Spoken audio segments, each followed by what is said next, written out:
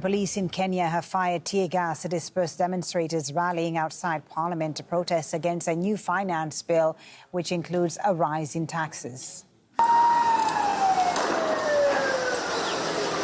MPs are due to vote in the coming hours on the new bill. The legislation led to deadly protests last year. It introduces new taxes and levies that would increase the price of goods such as bread. President William Ruto has defended the measures, saying they are needed to boost government revenue and reduce borrowing. Let's go live to Al Jazeera's Malcolm Webb, who's in Nairobi for us. Malcolm, tell us about what's been happening. It looks a little bit more quiet behind you there in Nairobi.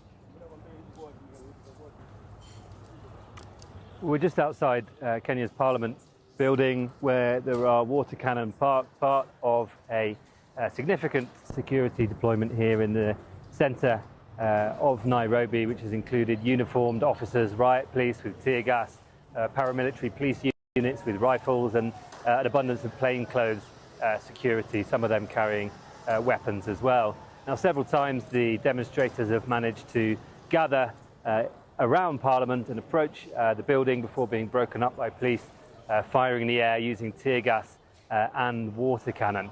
They're opposed to the finance bill, which is expected to have its second reading here in Parliament in the coming hours. That's ahead of its third and final reading, which will take place in the coming days or weeks. It will increase taxes.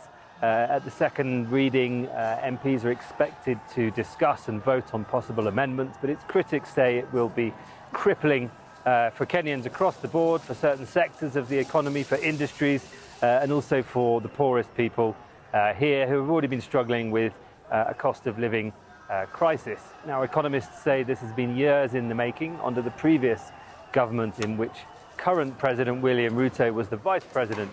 Economists say excessive borrowing for giant infrastructure projects, which were marred by corruption scandals, followed subsequently by the global pandemic, Russia's invasion of Ukraine, and other economic shocks, contributed to the weakening of Kenya's shilling against the US dollar, and that's putting Kenya's government in a position where it's struggling to keep up with its debt repayments and struggling to fund its own budget. They need to try and raise more money, but the critics say by just further increasing the taxes, they'll further strangle the economy. Now, you mentioned the protests that took place in Kenya just over a year ago against the cost of living. And what we've seen happening here today is actually quite different in nature. Those protests last year were led by political opposition, numerous supporters, many of them from Kenya's populous and vast slum areas.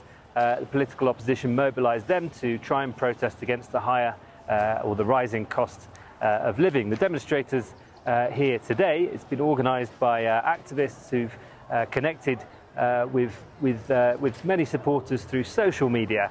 The people we've seen have relatively developed tactics. We're talking about small numbers of protesters, but we've seen protesters, for example, brandishing smartphones. These are people from a socio-economic group that can afford that kind of technology, and also with relatively sophisticated tactics. Each time they scatter, they've managed to regroup and take the police by surprise.